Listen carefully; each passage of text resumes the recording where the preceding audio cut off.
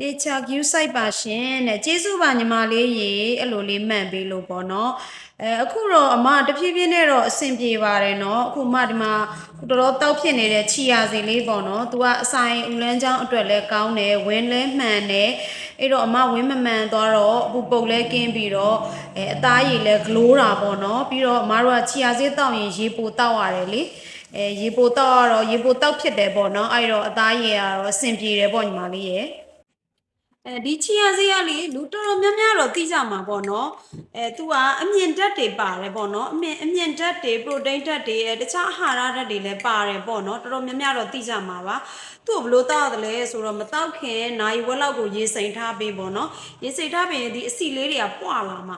ပွာလာတဲ့အချိန်ကျမှပဲကိုနှစ်သက်ရာကော်ဖီအချိုရည်နောက်ဒိန်ချင်းအသီးဖြော်ရည်အဲ့လိုမျိုးလေးတွေနဲ့တစ်ခုခုနဲ့ရောတောက်ပေါ့နော်ဒီလိုအစီလေးတွေခုမတောက်ဖြစ်နေတာပေါ့နော်အဲ့ဒါလေးကတော့တော်တော်အဆင်ပြေတယ်ရင်တော့ဆိုရင်လေအမဝင်းချုပ်တတ်တယ်လေဝင်းချုပ်တော့ဒီမိုးပလဲတို့ဘာတို့အများတန်းဆောင်ထားရတယ်ပေါ့နော်အခုဒီချီယာစီတောက်ပြီးနောက်ပိုင်းမှာ